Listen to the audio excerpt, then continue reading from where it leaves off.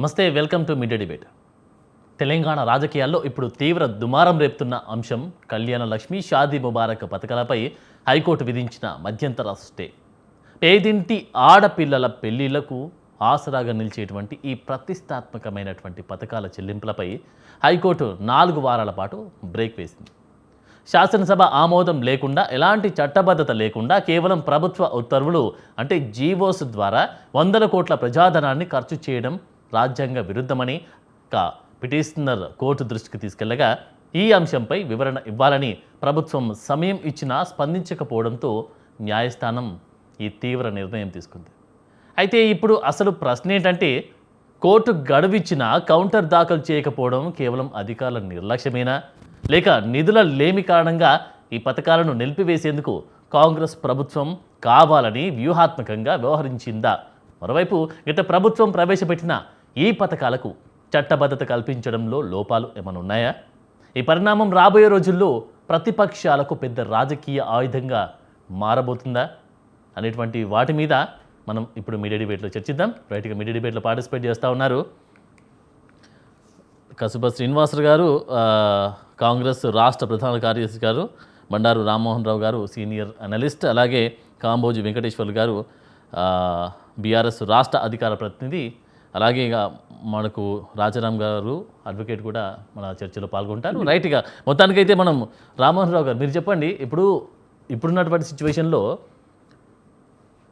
కళ్యాణ లక్ష్మి కానీ, మరొక వైపు ఏమో షాదీ ముబారకే కానీ, అంటే పేదింటి ఆడపిల్లలకి ఇచ్చేటువంటి ఒక కానుకగా బీఆర్ఎస్ గవర్నమెంట్, మా అప్పుడున్నటువంటి గవర్నమెంట్ ఖచ్చితంగా ఇది ఉండాలి, పేదవాళ్ళకు ఒక చేయూతను ఇవ్వాలి అనేటువంటి ఒక బృహత్తరమైనటువంటి కార్యక్రమం, ఒక కార్యాచరణ మొదలుపెట్టింది, దాన్ని అమలు చేసింది.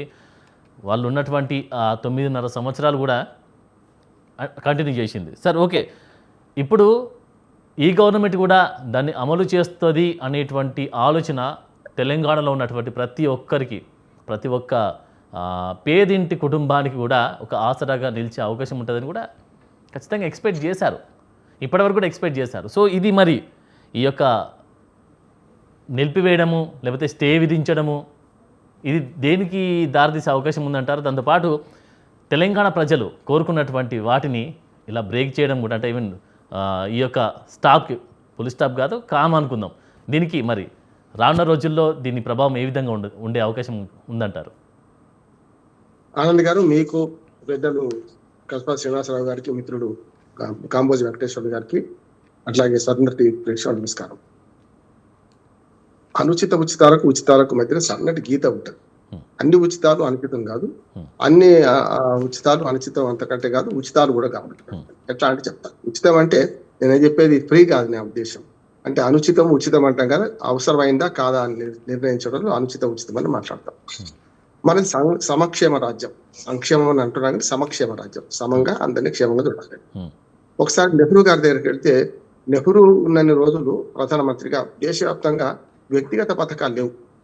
ఆర్ఎల్ఈజీపీ, ఎన్ఆర్ఈపీ, వ్యవసాయదారులకు ఇతర అంటే ఒక కామన్ గా అందరికి పనికొచ్చే పథకాలు ఉంటాయి. రైతులకు కానీ లేకుంటే కార్మికులకు కానీ అట్లా అందరికి సమానంగా పనికొచ్చే పథకాలు ఉంటాయి. ఇండివిజువల్ పథకాలు ఉండకపోయింది, ఇండివిజువల్ గా వీరికి ఇంత లబ్ధి అని ఉండకపోయింది, ఓవరాల్ గా ఉండేది. ఇందిరాగాంధీ గారు మొట్టమొదటి సంక్షేమ పథకం నాకు తెలిసి 71 తర్వాత ఒక 3 పనులు చేశారు. ఏంటంటే బ్యాంకుల జాతీయకరణ, అందరికీ బ్యాంకుల్లో లోన్ దొరకాలి అనే దానికి బ్యాంకుల జాతీయకరణ, అట్లాగే మనకు రాజాభరణాల రద్దు, అట్లాగే కొన్ని సంక్షేమ పథకాలు ప్రవేశపెట్టినారు.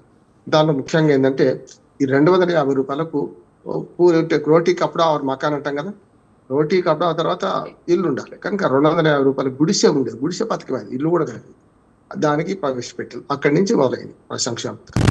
ఇక వరుసగా ఇప్పటికి ఇవాళ మొత్తం బడ్జెట్ ని మింగేసారి తయారైపోయినాయి. ఇప్పటికి చెప్పలేదు మన బీఆర్ఎస్ అప్పుడు కానీ ఇప్పుడు కానీ అంతకుముందు కాంగ్రెస్ లో కానీ. సమక్షేమం ఎట్లా ఉండాలంటే, ఎవరికైతే అన్నార్థులు ఉన్నారో, ఎవరికైతే ఆసరా ఇవ్వాల్సి ఉందో, ఎవరికైతే పూర్తిగా వారికి లేదో వాళ్ళకి ఇవ్వాల్సిన బాధ్యత ప్రభుత్వం. సమక్షేమం అంటే కదా, ఉదాహరణకు 2000 పెన్షన్ ఉందనుకోండి, పెన్షన్లు అవసరం అంట. కానీ పెన్షన్లు పెరిగి ఏమైంది ఇప్పుడు వాళ్ళ, నేను స్పష్టంగా చెప్తాను, 20 ఎకరాలు 30 ఎకరాల భూములు ఉన్న వాళ్ళకు కూడా వాళ్లకు పూర్తి స్థాయిలో ఈ వృద్ధాప్య పెన్షన్ అందుతుంది. అది వృద్ధాప్య పెన్షన్ ఎప్పుడు ఇవ్వాలి, ఎవరు తీసుకోలేకపోతే ఇవ్వాలి కదా. అటువంటిది తల్లిదండ్రులు ఉంటారు, పిల్లలు ఒక ప్రభుత్వ ఉద్యోగుల పిల్లలకు వస్తలేవు కానీ మిగతా అందరికి ఆల్మోస్ట్ 20-30 ఎకరాల భూములు ఉన్నా కూడా ఈ సంక్షేమ పథకాలలో వస్తుంది. అట్లానే రేషన్ కార్డు ఉంది అనుకోండి, ఎవరికి ఇవ్వాలి? కనీసం ఏదో ఒక క్రైటీరియా పెట్టి ఇంత ఏమన్నా 22,000 సంవత్సరానికి ఆదాయం అవన్నీ ఉన్నాయి. అవన్నీ దాటిపోయి వాడు ఏమంటే అందరికి 190 మందికి రేషన్ కార్డు లేదు. ఎవరు నాలాంటి వాడు లేకుంటే కస్బా శ్రీనివాసరావు గారు కామోజీ మాలాంటి వాళ్ళకి లేవు కానీ మీలాంటి వాళ్ళకి లేవు కానీ అందరికీ ఉన్నాయి. 190 మందికి ఉన్నాయి. అడ్వకేట్లు డాక్టర్లు కూడా కొందరు తీసుకున్నారు ఇటువంటి పథకాల కింద. అట్లానే వికలాంగులది అయితే వాళ్ళు ఎక్కువ ఉంటుంది. ఎందుకంటే వాళ్ళకు 100% వికలాంగుల 50% కొంతవరకు అది సమంజసం. ఎందుకంటే కుటుంబానికి భారం అవుతారు కదా. రేషన్ కార్డులు అట్లాగే వృద్ధాప్య పెన్షన్లు కానీ లేకపోతే మనకు ఆసరా పెన్షన్లు కానీ, దాంతో పాటు వితంతు పెన్షన్ అంటే ఓ లెక్క ఉంటుంది. వితంతువులు ఎవరికైనా ఇవ్వచ్చు దాని మీద. కానీ ఆఖరికి ఈ రైతు బంధు అట్లాగే ఇవాళ మన కళ్యాణ లక్ష్మి వాటికైతే నేను చూసిన ఇప్పటిదాకా మనకు వెతికితే వీటికి ఏది చట్టబద్ధత లేదు. అంటే అసెంబ్లీ ₹1 ఖర్చు చేయాలన్నా అసెంబ్లీ సాక్షిగా బడ్జెట్ లో పెట్టి ఆమోదించి ఖర్చు చేయాలి. ఇప్పుడు టెక్నికల్ కారణాలతో మాత్రమే మనకు మన శ్రవణ్ కుమార్ గారు నేను తీర్పిచ్చింది ఏంటంటే టెక్నికల్ కారణాలు అంటే మన అసెంబ్లీ అనుమతి లేకుండా చట్టబద్ధత లేకుండా ఇస్తున్నారు. అందుకనే వాళ్ళని విమన్నాము. అంటే ఏమంటే ప్రభుత్వం దగ్గర ఆధారాలు లేవు కదా, చట్టబద్ధంగా ఇస్తున్నాం ఇవన్నీ. కానీ చట్టబద్ధంగా అంటే జీవో ద్వారా ఇస్తున్నాం. అందుకని పాత జీవోలు 8 అంటే ఇవాళ కాంగ్రెస్ పార్టీ ఇచ్చిన జీవోలే కాదు, అంతకుముందు టీఆర్ఎస్ ఇచ్చిన జీవోలను కూడా సస్పెండ్ చేస్తూ ఇక ముందు ఈ 9 సెప్టెంబర్ దాకా ఈ ఎలాంటి మన కళ్యాణ లక్ష్మి కానీ షాదీ ముబారక్ ఇవ్వడానికి ఇచ్చింది. రైతు బంధు కూడా ఏమైనా చట్టబద్ధత ఉందని నేను తిరిగేసిన, దానికి కూడా లేదు. కేవలం అసెంబ్లీ తీర్మానం కాకుండా జీవోల ద్వారా ఇస్తుంది రైతు బంధు కూడా, రైతు భరోసా అంటే కూడా. ఇప్పుడు ఏమైంది, ఇప్పుడు ఈయనేమో ఒక 2 పథకాలను ఉటంకించి ఈయన స్టే ఇచ్చారు. అంతకుముందు నగేష్ భూమపాక అని హైకోర్టు జడ్జి గారే వారు ఒక 10 నిమిషాలు ఒక రాజకీయ ప్రసంగంలాగా అనిపించినా కూడా చాలా వాస్తవాలు చెప్పింది. అది వీడియో చాలా చక్కర్లు కొడుతుంది, చూస్తున్నాం యూట్యూబ్లలో చాలా చక్కర్లు కొడుతుంది. మరి నగేష్ భీమపాక గారు ఏమన్నారంటే ఇట్లా ఇచ్చుకుంటూ పోతే చివరికి ఇప్పుడు కుటుంబాల సంఖ్య కంటే లబ్ధిదారుల సంఖ్య ఎక్కువ ఉంది కదా. ఉదాహరణకు 1,15,00,000 కుటుంబాలకు అన్ని ఇస్తున్నారు మీరు. మొత్తం బడ్జెట్ దానికే పోతే రోడ్లకి ఏముంటది, విద్యకి ఏముంటది, వైద్యానికి ఏముంటది, ₹1 మిగలదు కదా. అంటే ప్రభుత్వ ఉద్యోగుల జీతభత్యాలు ఈ సంక్షేమ పథకాలకి మొత్తం బడ్జెట్ పోతే అయ్యగారి సంపాదన అమ్మగారి పసుపు కుంకులు అన్నట్టు అన్ని పోయినాక రేపు పొద్దున మరి ప్రభుత్వాన్ని ఎట్లా నడుపుతారు? పోనీ అప్పు తెస్తున్నారు, ఈ అప్పు భవిష్యత్తు మీద ముప్పే కదా భవిష్యత్తు తరాలకు మరి అని ఆయన.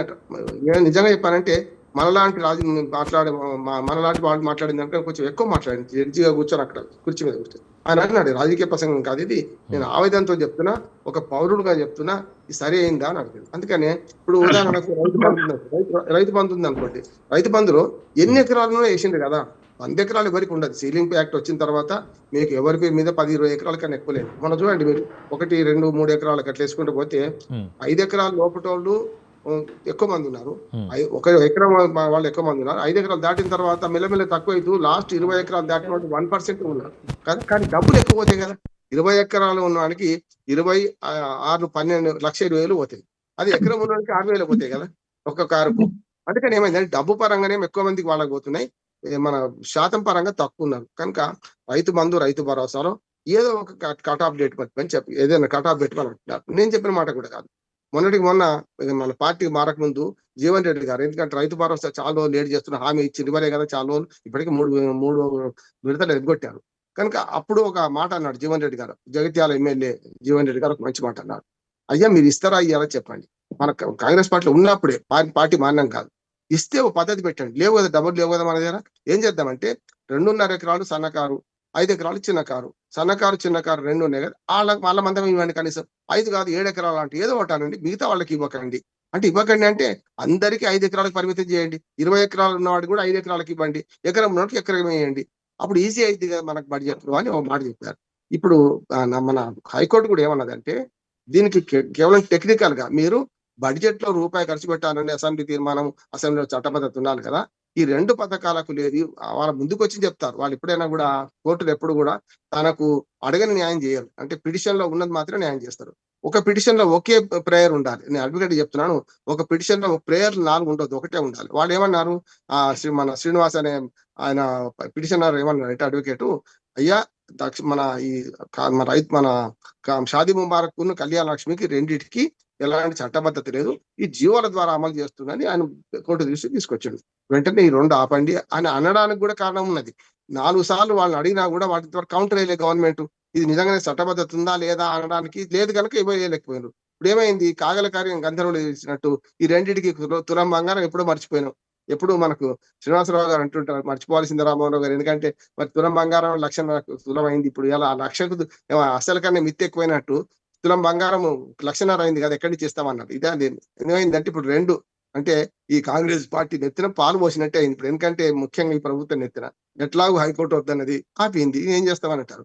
రైతు బంధు కూడా ఈ ప్రమాదం ఉందట, రైతు భరోసా కూడా ఈ ప్రమాదం ఉంది, అది కూడా చట్టబద్ధత లేదు దానికి ఉన్నది. అయితే ప్రభుత్వం ఏం చేయాలంటే అఖిలపక్ష సమావేశం పిలిచి ఈ హైకోర్టు తీర్పు ఇట్లా వచ్చింది, దీన్ని ఏం చేద్దాం మరి అని చెప్పి ప్రతిపక్షాలు ఎట్లా వ్యతిరేకిస్తే మీరు ఇస్తామన్న సంగతి ఇస్తారా ఇయ్యరా అంటారు, అంతే తప్ప ఇంకోటి ఏం లేదు. కానీ అందరూ అర్థం చేసుకోవాల్సింది ఏంటంటే ప్రభుత్వ బడ్జెట్ ను ఇట్లా పప్పు పుట్ట అలా చేస్తే లాభం లేదు. అట్లాంటి సంక్షేమ పథకాలు వద్దని అంటలేను కదా. వీటి ఏం చేయాలంటే రైతు భరోసా కానీ, రైతు బంధు కానీ, కళ్యాణ లక్ష్మి కానీ, ఇవన్నీ కూడా ఏమైనా పథకాలు సమీక్షించి ఎవరికి ఇవ్వాలి చెయ్యాలి. ఇంకొక మాట చెప్పి ముగిస్తాను అందుగా. ఇప్పుడు ఏమైందంటే రేషన్ కార్డు మళ్ళీ 5 లక్షలు ఇస్తారట. ఇప్పటికే ఉన్న రేషన్ కార్డు ఎక్కువ ఉంటే మళ్ళీ 5 లక్షల రేషన్ కార్డు ఎక్కడి నుంచి ఇస్తున్నారు, ఎందుకు ఇస్తున్నారు అంటే ప్రతి వాడికి రేషన్ కార్డు ఇచ్చుకుంటాం, వచ్చి మిగిలింది ఎవరో 5% కూడా మిగలదు కదా అంటున్నారు. అందుకనే రేషన్ కార్డును కూడా ఏదైతే ఆదాయ పరిమితి ఉందో దానికి దాటకుండా చూసిస్తే నా ఉద్దేశం అయితే సగం రేషన్ కార్డు రద్దు అయింది, గ్యారెంటీ రద్దు కావాల్సింది అంటున్నారు. ఈ ధైర్యం వీళ్ళు చేయరు. అందుకని రాజకీయ పార్టీలు మాట్లాడలేదు. ఇలాంటివి సార్ ఉచితాల వల్లనే ఇలాంటివి అంటే కొన్ని ఆలోచనల విధానం కూడా మారిపోయే అవకాశం ఉంటుంది. ఇప్పుడు ఉచితాలుగా ఉన్నటువంటి ఆ పథకాలన్నీ సామాన్య ప్రజల్ని కావచ్చు, లేకపోతే మధ్యతరగతి ప్రజల్ని కావచ్చు సోమరులను చేసే అవకాశం కూడా ఉంటుంది కదా. ఖచ్చితంగా మనందరికంటే కామోజీ వెంకటేశ్వర గారు బాగా తెలుసు గ్రామంలో ఏం జరుగుతుందని. ఇవాళ బీహార్ నుంచి ఒరిస్సా నుంచి కూలీలు రావాల్సి వస్తుంది కదా, వరి నాటడానికి ఎవరు ఉంగుతలేరు. నేను రోజు వాకింగ్ పోతే మా ఊళ్ళో, నేను ఊళ్ళో ఉంటాను, పోతే మోటార్ సైకిల్ వేసుకొని పళ్ళపులు వేసుకొని వచ్చి మన వరం పక్కమంట వేసి నీళ్ళు ఇచ్చిపోతున్నారు తప్ప పాత వాళ్ళు పని చేసినట్టు ఇప్పటి వాళ్ళు చేస్తారు. దానికి ఏమైతుంది, మనం బయట నుంచి తెచ్చుకోవాల్సి వస్తుంది. అందుకని ఏమంటానంటే ఉన్నది పని, ఉన్నది పని చేసేవాళ్ళు. నేను మొన్న విజయవాడలో ఒక అడ్డా మీద కూలీని ఇంటర్వ్యూ చేసిన, ఒక 2 గంటలు వాళ్ళతో గడిపిన విజయవాడ బెంచ్ సర్కిల్లో ఉంటే. వాళ్ళందరూ 700 రూపాయలు 600 రూపాయలు కూలీ అంట. వాళ్ళు ఏమంటున్నారు అంటే 700 కూడా వస్తలేవు సార్, బీహార్ నుంచి వాళ్ళ నుంచి కూలీలు తెచ్చుకుంటున్నారు, మాకు ఆ 700 కూడా దొరుకుతలేవు, అడ్డ మీద కూలీలుగా వస్తున్నాం, టిఫిన్ కట్టుకొని వస్తున్నాం, తింటున్నాం, ఇంటికి పోతున్నాం, ఎవడు ఇస్తలేడు కూలీ అంటున్నారు. అంటే ఈ రెండు జరుగుతున్నాయి కదా. అందుకని నేను నగేష్ పిరోపాకర్ ఆ మాట కూడా అన్నాను, వాళ్ళ పని చేసే వాళ్ళకి పూర్తి సోమరిపోతులుగా తయారవుతున్నారు. ఇంకోటి ఏంటంటే అన్ని రకాల పథకాలు, ఇంటికి 4 పథకాలు గ్యారెంటీ వస్తుంది, ఏదో ఒక రకం పథకం వస్తుంది కనుక దాంతో తింటుండ్రు పంటుందండి, అవి సరిపోవు. కానీ ఏమవుతుందంటే సోమరిపోతులుగా తయారైన తర్వాత ఉన్న కాడికి మంచం ఉన్నత కాడు తప్పుకొని పండుకుందాం అనే పరిస్థితి అభివృద్ధి చెందే క్రమం అయితే ఉండదు. ఇప్పుడు ఇలాంటి పథకాలు ఏవి కూడా అమలు చేసినప్పుడు దానికి చట్టబద్ధత అనేది అసెంబ్లీలో తీసుకొచ్చి ప్లాన్ చేస్తూ ముందుకు తీసుకెళ్ళాలి కదా. సో మరి చట్టబద్ధత తీసుకురాకపోవడం కూడా ఇప్పుడు సర్దిమూట ఏ పార్టీ ఇప్పదాం, ఏ పార్టీ వద్దంటే చెప్పి సంక్షేమ పథకాలు ఉండాలని కోరుకునేది. ఓటు బ్యాంక్ రాజకీయాలు ఉన్నాయి, మనలాంటి వాళ్ళు మాట్లాడాల్సింది వాళ్ళకు కూడా హృదయంలో తెలుసు కరెక్ట్ తప్పని తెలుసు. కానీ ఏంటంటే ఒకటి కంటే మీరు 10 ఇస్తేనే 20 ఇస్తానే వేలంపాట రాజకీయాలు ముందు జరిగింది అదే కదా. మొన్న కాంగ్రెస్ పార్టీ వచ్చే ముందు హామీలు వీళ్ళు ఇచ్చినే ఎక్కువ అంటే వాళ్ళు ఇంకెక్కువ ఇచ్చిన కదా. ఆంధ్రప్రదేశ్ లో జరుగుతుంది. 6 గ్యారెంటీలు 6 గ్యారెంటీస్ అని చెప్పి సూపర్ 6 అని చెప్పి వీళ్ళకంటే డబుల్ ఇస్తాను. ఇప్పుడు ఏమైంది, ఇస్తలేరు కదా, అన్ని చోట్ల జరుగుతుంది. నేను ఒక్క మాట అంట, మల్లికార్జున ఖర్గే గారు అదేమంటారు, మహారాష్ట్ర ఎన్నికల సందర్భంగా స్పష్టంగా చెప్పిండు ఆయన, ఈ అనుచిత ఉచితాలు ఇవ్వడం వల్ల సమస్య వస్తుంది, బడ్జెట్లు చూసుకొని ఇవ్వండి అన్నాడు. కానీ ఆయన మన ప్రచారం చేసినప్పుడు వెళ్ళినప్పుడు ఈ పథకాలను ప్రచారం చెప్పిండు. మోడీ గారు కూడా ఉచిత రేవ్ డిస్క్ వ్యతిరేకం అని చెప్పిండు. కానీ అదే మరి ఢిల్లీ ఎన్నికల్లో, అంతకుముందు బీహార్ ఎన్నికల్లో, ఆ తర్వాత అన్ని ఎన్నికల్లో ఆయన కూడా ప్రచారం చేసిండు కదా, ఇది ఇస్తామని చెప్పి. అందుకని అధినాయకత్వం కూడా దీని పట్ల వేరుగా వ్యతిరేకంగా ఉంది కానీ ఆచరణ చేయలేకపోతుంది. కనుక అన్ని పార్టీలు దయచేసి ఆలోచించాలి, ఈ అనుచిత ఉచితాలు తీసేసి ఉచితాలు ఉంచాలి కావట్లేదు. కానీ అవి ఉచితాలు ఎవరికి ఇవ్వాలి, ఎంతమందికి ఇవ్వాలి అనే దాన్ని కంట్రోల్ చేస్తే సగం ఉచిత పథకాలు పోతాయని నేను. రైట్, ఒకసారి శ్రీనివాసరావు గారితో మాట్లాడదాం. శ్రీనివాసరావు గారు, మీరు చెప్పండి, ఇప్పుడు కోర్టు గడువిచ్చిన సకాలంలో కౌంటర్ అఫిడవిట్ ఎందుకు దాఖలు చేయలేదు? అది దాంతోపాటు ఇది మరి అధికారుల నిర్లక్ష్యమా లేకపోతే ప్రభుత్వ నిర్లక్ష్యమా అంటూ కూడా మీ మీద విమర్శలు వ్యక్తమవుతా ఉన్నాయి. దీనికి సమాధానం ఏం చెప్తారు? నమస్తే అండి, మీకు మాతో పాటు ప్యానెల్లో ఉన్న పెద్దలకు, రామ్మోహన్ రావు గారికి, మన వెంకటేశ్వర్లు గారికి, అదేవిధంగా స్వతంత్ర టీవీ వీక్షకులకు అందరికీ కూడా నమస్కారం.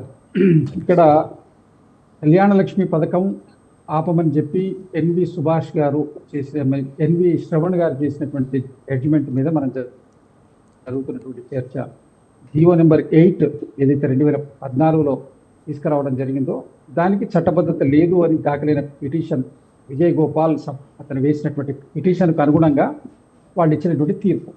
ఉమ్, తీర్పు అంటే స్టే చేసినది దీన్ని. స్టే చేయడానికి ఏంటంటే మీరు చెప్పినట్టు గవర్నమెంట్ నుంచి కౌంటర్ రాలేదు అని. కౌంటర్ రాకపోవడానికి కారణాలు ఏమున్నాయి, లీగల్ కారణాలు అనేది అడ్వకేట్ జనరల్ గారు, అడ్వకేట్స్ మన వాళ్ళు చెప్పాలి. కాబట్టి నాకున్నటువంటి సమాచారం ప్రకారం మీది ఎర్చబెట్టిన తర్వాత నేను తీసుకున్న ఫీడ్బ్యాక్లో ఉన్నటువంటి సమాచారం ఏంటంటే, ఒకసారి నోటీస్ చేసిండ్రు, మళ్ళీ వీళ్ళు మన టైం అడిగితే టైం ఇవ్వలేదు.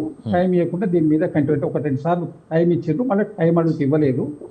బట్ ఇప్పుడు హైడ్రా మీద మిగిలిన అంశాల మీద ఉన్నటువంటి పని ఒత్తిడిలో దీని మీద కౌంటర్ దాఖలు చేయడం కాలేదన్నది నాకున్నటువంటి ఫీడ్బ్యాక్. అడ్వకేట్స్ మా లీగల్ సెల్ అడిగితే వాళ్ళు నాకు ఇచ్చిన ఫీడ్బ్యాక్ అది.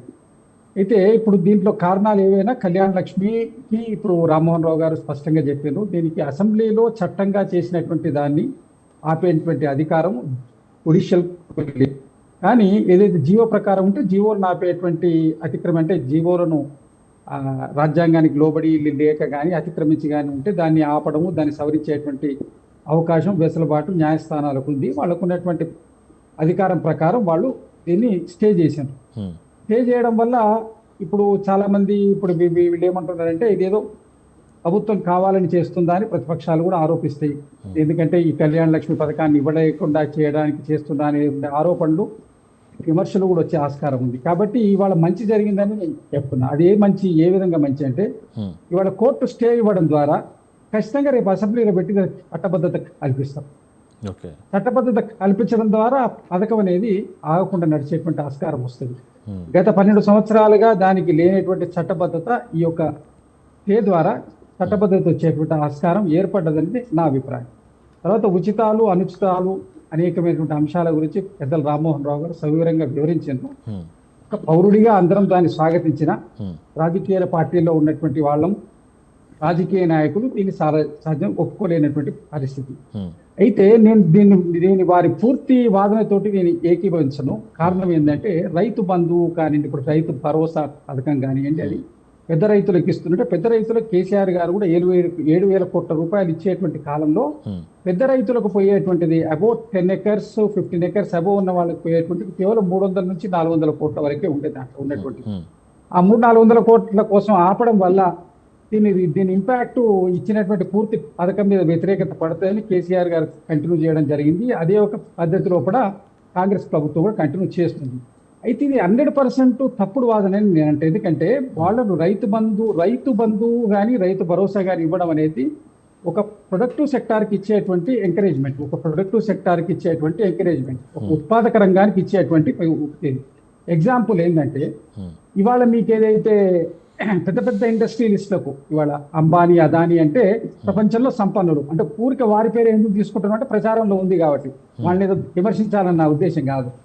వాళ్లకు కూడా వేవర్స్ ఇచ్చిండ్రు. ఎందుకు ఇచ్చిండ్రు వేవర్స్? వాళ్ళ ఫలాను 4 కంపెనీలు పెడితే ఒక సెక్టార్లో వాళ్ళకి ఫెయిల్ అయింది. దాంట్లో ఇండస్ట్రీని కాపాడడం కోసం గవర్నమెంట్ బ్యాంక్స్లో ఉన్నటువంటిది వీళ్ళు హెడ్స్ కట్టలేకపోతే దానికి కొంత వేవర్స్ ఇచ్చింది. లక్షల కోట్ల వేవర్స్ ఇచ్చింది. కనీసం 19 లక్షల నుంచి 20 లక్షల కోట్ల రూపాయలు వేవర్స్ ఇచ్చింది ఇండస్ట్రియలిస్టులకు. అదేవిధంగా వ్యవసాయ రంగం అంటే, మనం సబ్జెక్ట్ డివియేట్ అయినా ఇక్కడ క్లారిఫికేషన్ ఇవ్వడం కోసం చెప్తున్నాను, ఒకటే వర్డ్లో ముగిస్తా. 25 lakhs crores రూపీస్ వరకు వేవర్స్ ఇండస్ట్రియలిస్టులకు ఇచ్చినప్పుడు రైతులు కనీసం 60% అబోవ్ జనాలు వాళ్ళ వ్యవసాయ రంగం మీద ఆధారపడి ఉన్నారు. రైతులే కావచ్చు, రైతు అనుబంధమైనటువంటి రైతు కూలీలు, రైతులు అనుబంధమైనటువంటి పనుల మీద ఆధారపడిన వాళ్ళు 60% పైన ఉన్నటువంటి దేశం. ఇది వ్యవసాయక దేశం. ఆ రోజు నుంచి ఈ రోజు దానికి ఇది వ్యవసాయక దేశమే. మన ప్రధానమైనటువంటి మన ఎర్నింగ్ యాక్టివిటీస్ వ్యవసాయం. దానికి ఒక ప్రొడక్టివ్ సెక్టార్కు మనం ఇచ్చేటువంటి ప్రోత్సాహకంగానే దాన్ని తీసుకోవాలి. అది ఇచ్చేటువంటిది గిట్టుబాటు ధర లేదు. ఇప్పుడు ఇచ్చినటువంటి దాంట్లో సరిగ్గా నేను 35 ఏళ్ళ నుంచి వ్యవసాయం చేస్తున్నా, టిల్ టుడే నేను వ్యవసాయం చేస్తున్నా, గిట్టుబాటు లేదు. గిట్టుబాటు లేనటువంటి రంగానికి మీరు ప్రోత్సాహకం ఇస్తలేరు. అనేకమైనటువంటి పెద్ద పెద్ద పారిశ్రామికవేత్తలకు మాత్రం లక్షల కోట్ల రూపాయలు విమర్శిస్తున్నారు. కాబట్టి వ్యవసాయానికి ఇవ్వడం ఏ పెద్ద సెక్టార్కి ఇచ్చినా వ్యవసాయానికి ఇచ్చేటువంటి ప్రోత్సాహకం కిందే చూడాలి. చాలా మంది ఇప్పుడు నా వ్యక్తిగత అభిప్రాయం చెప్తున్నా, పార్టీ అభిప్రాయం కాదు. చాలా మంది ఏమంటారంటే వీళ్ళకు ఉన్నది వీళ్ళకి ఇవ్వకూడదు. తప్పండి. You are giving subsidy or whatever you are giving for agriculture. ఆ వ్యక్తికి ఇచ్చేటువంటిది కాదు అది. ఇవాళ సరే కేసీఆర్ గారి సమయంలో కానీ ఇప్పుడు కానీ ఈ దేశం ఇంత ఉత్పత్తి పెరగడానికి కారణం ఏంది? ఒక విధంగా రైతు బంధు, రైతు భరోసా. వాడు రైతు అన్నవాడు 10 రూపాయలు ఇస్తే డబ్బులు ఇంట్లో తెచ్చి పెట్టుకోడు, 10కి ఇంకో 10 రూపాయలు కలిపి భూమి మీద పెడతాడు. దానివల్ల ఉత్పాదకత పెరుగుతుంది. అది సరే, ఉచితాలు ఇవ్వడం వల్ల లేబర్ దొరకటం లేదు అనేటువంటి మొన్న అంటే ఇప్పుడు ఇంకొక విషయం ఇక్కడ ఇంకో విషయం ఏంటంటే, ఇటు షాదీ ముబారక్ కానీ కళ్యాణ లక్ష్మి కానీ ఇవ్వకపోవడానికి ప్రధాన కారణం నిధుల కొరతే అంటూ కూడా ప్రతిపక్షం విమర్శిస్తూ ఉంది. దీనికి సమాధానం ఏంటి మీ దగ్గర? నిధుల కొరత ఉన్న మాట జగమెరిగిన సత్యం, దాంట్లో అబద్ధం ఏం లేదు. గత ప్రభుత్వం చేసిపోయినటువంటి అప్పులకు, కట్టేటువంటి మిత్తిలకు తెచ్చి మళ్ళీ డేట్స్ చేసినా నిధుల కొరత అన్నందుకు మీరు అలా అంటూ ఉన్నారా? నిధుల కొరత ఉన్నమాట వాస్తవం, కానీ బీఆర్ఎస్ ప్రభుత్వము ఇది చేయడం వల్లనే, అంటే పెట్టినటువంటి అప్పుల వల్లనే ఇప్పుడు కొరత ఏర్పడుతుందని చెప్పి విమర్శిస్తా ఉన్నారా మీరు? బీఆర్ఎస్ ప్రభుత్వము చేసినటువంటి అప్పుల వల్ల అయ్యి ఉండొచ్చు, కానీ దానికి కళ్యాణ లక్ష్మి పథకానికి ఏ సంబంధం లేదు. కళ్యాణ లక్ష్మి పథకం అనేది ఒక పేద ఇంటి ఆడపిల్లకి ఇచ్చేది. ఇంతకుముందు కిరణ్ కుమార్ రెడ్డి గారు ఉన్నప్పుడు కూడా బంగారు తల్లి అని ఒక పథకం పెట్టిండ్రు ఆడపిల్లకు. ఆడపిల్ల అనేది బర్డెన్ గా భావించొద్దు సమాజం. ఆడపిల్లకు సంరక్షణ కలిగించాలి. ఒక ఆడపిల్ల పెళ్లి చేయడం అనేది ఒక సామాజిక బాధ్యత కాబట్టి దానికి వాళ్ళు బర్డెన్ గా ఫీల్ కావద్దని గవర్నమెంట్ ఇచ్చే చేయూత. ఇప్పుడు రామ్మోహన్ రావు గారు క్లియర్గా చెప్పారు సమక్షేమం అని. ఆ సమక్షేమంలో భాగమేది. కాకపోతే ఏంటంటే ఈ పథకం ఇంత ఇస్తామా, దీనికి తక్కువ ఇస్తామా అనే అంశాలు వేరే ఉన్నా సరే, మేము అన్నది ఇవ్వలేకపోయినా సమక్షేమంలో భాగమే. ఆడపిల్లను మనం సంరక్షించుకోవడం సమాజం యొక్క బాధ్యత. కాబట్టి ఆడపిల్ల దానికి ఇవ్వడం తప్పు లేదు, దానికి చట్టబద్ధత కల్పించాల్సిన ఆవశ్యకత ఉండే, కల్పించలేదు. ఇవాళ కోర్టు ఇచ్చినటువంటి ఫైండింగ్స్ తోటి ఖచ్చితంగా దానికి చట్టబద్ధత వస్తుందని నేను భావిస్తున్నాను. రైట్, ఒకసారి కాంబోజీ వెంకటేశ్వరరావు గారితో మాట్లాడదాం. రైట్ కాదు సార్, మీరు చెప్పండి. మొత్తానికైతే బీఆర్ఎస్ విమర్శిస్తూ ఉంది, ఇప్పుడు నిధుల కొరత అంటూ విమర్శిస్తూ ఉంది. దాంతోపాటు మేము పెట్టినటువంటి కళ్యాణ లక్ష్మి, షాదీ ముబారక్ పెట్టినటువంటి ఆ స్కీమ్లను కూడా, అంటే ఇప్పుడు ఉన్నటువంటి గవర్నమెంట్ ఖచ్చితంగా, అంటే ఏదో ఒక పేరు పెట్టేసి అయితే ఖచ్చితంగా ఏ గవర్నమెంట్ వచ్చినా ఆ పేరుని మార్చడమో లేకపోతే ఇంకా కొత్త స్కీమ్లు పెట్టి నడిపించడము, అది కంటిన్యూ చేయడం మాత్రం జరుగుతూ ఉంది. సో మరి ఇప్పుడు ఇది పులి స్టాప్ అనుకోవచ్చా, బ్రేక్ అనుకోవచ్చా? దాంతోపాటు కళ్యాణ లక్ష్మి, షాదీ ముబారక్కి సంబంధించి చాలామంది వెయిట్ చేస్తున్నారు, ఎప్పుడు ఇస్తారా అంటూ వెయిట్ చేస్తూ ఉన్నారు. దీనికి సంబంధించి మీరేం చెప్తారండి? గుడ్ ఈవినింగ్ ప్యానల్ ఉన్నట్టు మిత్రులకు, అదేవిధంగా ఛానల్ కూడా ధన్యవాదాలు. ఈరోజు కాంగ్రెస్ గవర్నమెంట్ ప్రజాపాలన అనే ఉద్దేశం అయితే పక్కన పెట్టింది. ఎందుకంటే ఒకవేళ నిజంగా ప్రజాపాలన అయితే 13,000 ఉన్న తెలంగాణ రాష్ట్ర ఇన్కము 18,000-19,000 కోట్లకు వెళ్ళింది. ఆ 19,000 కోట్లు సంక్షేమము, అభివృద్ధి ఇవ్వాల్సినటువంటి బాధ్యత ఉంది. కానీ వాళ్ళు ఫైనాన్షియల్ మ్యాటర్స్ పక్కన పెట్టేసి రాష్ట్ర ఇన్కమ్ను క్రియేట్ చేయలేకుండా గత ప్రభుత్వం అప్పులు చేసింది అని మా మీద నిందలు వేస్తున్నారు. ఓకే, మేము అప్పులు చేసినాం, సంపద సృష్టించినాం, 30 లక్షల కోట్ల సంపద వచ్చినాం, పేదలకు పంచినాం. కానీ మీరు కూడా మాకంటే ఎక్కువ అప్పులు చేస్తున్నారు. మీరు FRBI గైడ్ లైన్స్ ను 3% రిబిట్ పెంచమని కూడా పోయినరు. మేము అట్లా వెళ్ళలేదు. ఎందుకంటే మేము చేసిన అప్పుల కంటే మీరు ఇప్పటిదాకా చేసిన అప్పులు ఎక్కువ ఉన్నాయి. మేము గత 2014 నుంచి 2023 వరకు పరిపాలించినటువంటి పరిపాలనలో కేసీఆర్ గారు చేసిన అప్పులలో మేము 30 నెలల్లో 1,14,000 కోట్ల అప్పు చేస్తే మీరు ఈ 32 నెలల్లో 2,14,000 కోట్ల అప్పు చేశారు. అది కూడా అభివృద్ధి మీద, సంక్షేమం మీద ఎక్కడ పెట్టలేదు. కేసీఆర్ గారు తీసుకున్నటువంటి ప్రజల కోసం చేసిన మేలు పథకాలే తప్ప వీళ్ళు ఒక్కటి కూడా చేయలే, ఒక్క ఇటుక కూడా పెట్టలే. సరే, దాన్ని పక్కన పెట్టేస్తే ఇలా హైకోర్టు షాదీ ముబారక్ మీద, కళ్యాణ లక్ష్మి మీద స్టే విధించింది. ఈ స్టే విధించడంలో తాత్పర్యము, అర్థం ఏంటంటే కాంగ్రెస్ పరిపాలన మీద అర్థం కాక వీళ్ళ అడ్వకేట్ జనరల్ గారు కౌంటర్ వేయక, వీళ్ళకు అవగాహన లేక ఈరోజు ఇది జరిగింది. ఒకవేళ వీళ్ళకు అవగాహన ఉండి, అడ్మినిస్ట్రేషన్ పవర్స్ ఉండి కౌంటర్ దాఖలు చేస్తే ఇలా స్టే వచ్చేది కాదు. నేను ఏమంటానంటే 8 జీవోలను సస్పెండ్ చేసింది, 9వ తారీఖు వాయిదా వేస్తూ కళ్యాణ లక్ష్మి, షాదీ ముబారక్ ఇవ్వద్దని హైకోర్టు చెప్తుంది. మేమేమంటున్నామంటే మీరు 246 రూల్ను తీసుకొని ఓకే, జీవో మీద ప్రభుత్వాలు సంక్షేమ పథకాలు అమలు చేస్తున్నాయంటే మరి ప్రభుత్వం మీరు పెట్టినటువంటి మేనిఫెస్టో విధానాలల్లో ఇలా సాదీ ముబారక్ తప్పు చేసిండ్రు, మేము అమెండ్మెంట్ చేసి అసెంబ్లీలో బిల్లు పాస్ చేసి ఇస్తామని చెప్పాలి కాంగ్రెస్ గవర్నమెంట్. అది చెప్పలేదు, ఇది కౌంటర్ ఫైల్ చేయలేదు. అంటే రెండు వైఫల్యాలు కాంగ్రెస్ పార్టీలో కొట్టొచ్చినట్టు కనపడుతున్నాయి. నేను ఏమంటున్నానంటే ఇలా హైకోర్టులో మళ్ళీ రిట్ పిటిషన్ వేసి కౌంటర్ వేసి మీరు ప్రజలకు న్యాయమైనటువంటి సాదీ ముబారక్ కళ్యాణ లక్ష్మి ఇవ్వాలి. మా ప్రభుత్వంలో 12,50,000 మంది కళ్యాణ లక్ష్మి లబ్ధిదారులు ఉంది. సాదీ ముబారక్ 7 లక్షల మంది. ఇలా ఒక పెళ్లి చేసుకోవాలంటే తెలంగాణలో ఆడబిడ్డలు అల్లకల్లోలం అవుతున్నారని కేసీఆర్ గారు. ఇంకో విషయం అండి వెంకటేశ్వర్లు గారు, ఇంకో విషయం, ఇప్పుడు షాదీ ముబారక్ కళ్యాణ లక్ష్మి అనేటువంటి పథకాలు మీరే కదా పెట్టింది. సో మరి దానికి చట్టబద్ధత ఎందుకు కల్పించలేదు మీరు మీ సమయం? మేము ఏమంటున్నాం అంటే ఇప్పుడు చట్టబద్ధత ఆ రోజు ఉన్నటువంటి పరిస్థితుల్లో మేము సంపద క్రియేట్ చేసి పంచినాం. అప్పుడు ఎవరు కోర్టుకు వెళ్ళలే. ఇలా కోర్టుకు వెళ్ళమని చెప్పింది కాంగ్రెస్ గవర్నమెంటే. నేను ఏమంటున్నానంటే అంత ఈజీగా హైకోర్టు ఇంప్లిమెంటేషన్ జరగడం. హైకోర్టు ఇచ్చినటువంటి ఇప్పుడు హైడ్రా కమిషనర్ హైకోర్టు తీయమని చెప్పింది. మళ్ళీ ఈ రోజు నిన్న కూడా నోటీసులు ఇచ్చింది. అంటే హైకోర్టును ఏమాత్రం పెడుచవన పెడుతుండ్రు రేవంత్ రెడ్డి గారు. కానీ ఇది మట్టికి వేయండి అని అడ్వకేట్లను పెట్టి ఏపిచ్చి వెనకాల పకడ్బందీ వ్యూహంతో ఇవాళ రాష్ట్ర ప్రభుత్వం నడుస్తున్నమాట వాస్తవము. ఎందుకంటే వాళ్ళకు నిజాయితీ ఉంటే కౌంటర్ వెంటనే వేయాలి కదా. కౌంటర్ ఎందుకు వేయలేదు? ఓకే, మీ దగ్గర జీవోలే ఉన్నాయి కాబట్టి కౌంటర్ వేయలేదు అనుకున్నాం. కనీసం మా దగ్గర జీవోలు ఉన్నాయి, ఇన్ ఫ్యూచర్ లో అమెండ్మెంట్ చేస్తాం, అసెంబ్లీలో మేము ఇమీడియట్ అసెంబ్లీని పెడుతున్నాం, అసెంబ్లీ పెట్టి అపోజిషన్ వాళ్ళతోని ఇలా అఖిలపక్షం మీటింగ్ తీసుకొని మేము మళ్ళీ బిల్లు పాస్ చేసి వేస్తామంటే ఇలా స్టే వచ్చేది కాదు కదా. అంటే కాంగ్రెస్ పార్టీకి పరిపాలించే అర్హత లేదు, అర్థం కాదు, అసలు సమస్య అనేది వాళ్ళకి అర్థం కావట్లేదు. నేను ఏమంటున్నానంటే ఇలా ఇన్నిసార్లు సుప్రీంకోర్టు హైకోర్టు ఎన్నిసార్లు అక్షంతలు వేసినా కూడా వీళ్ళకి అడ్మినిస్ట్రేషన్ పవర్స్ రావడం లేదు. ఎంతసేపు వాళ్ళు ఇంకా కూడా కుమ్ములాటంలో ఉంది కాంగ్రెస్. ఇప్పటికీ 3 మినిస్టర్లు లేరు. నేను ఏమంటున్నానంటే మీకు అర్థం కావాలంటే ఒకటే క్లియర్ గా మీరు ఇచ్చినటువంటి మీ సబ్ కమిటీ, మీ క్యాబినెట్ సబ్ కమిటీ ఇచ్చిన దాంట్లో ఫస్ట్ రైతులకు 44 లక్షల మంది రైతులకు 41,000 కోట్లు రుణమాఫీ చేస్తామని చెప్పి ఎంత బూటకు మాటలు మాట్లాడారంటే 22 లక్షల మందికి 21,000 కోట్లు రుణమాఫీ చేసి ఇంకా 20,000 కోట్లు ఇప్పటికీ చేయట్లేదు. దాని గురించి మాట్లాడలేదు.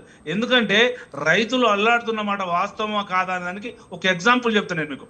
December 9th రోజు మా గవర్నమెంట్ వస్తుంది, మీరు ఇమ్మీడియట్లీ బ్యాంకులకు వెళ్ళి 2 లక్షలు అప్పు తెచ్చుకోమని చెప్తే 1,97,000 మంది రైతులు పాత అప్పులు కట్టి 2 లక్షలు అప్పు తెచ్చుకుంటే ఒక్క పర్సన్ కూడా ఇవాళ వాళ్ళు రుణమాఫీ చేయలేదు.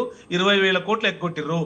ఒక పకడ్బందీ వ్యూహంతో కేసీఆర్ గారు ఏం చేసినా కూడా 1 మంత్ డిఫరెంట్ కాకుండా జూన్ మాసంలో డిసెంబర్ మాసంలో 11 విడతలుగా 73,000 కోట్లు 69 లక్షల మందికి రైతులకు ఇచ్చిన మాట వాస్తవం. వీళ్ళు ఏం చేసిర్రు?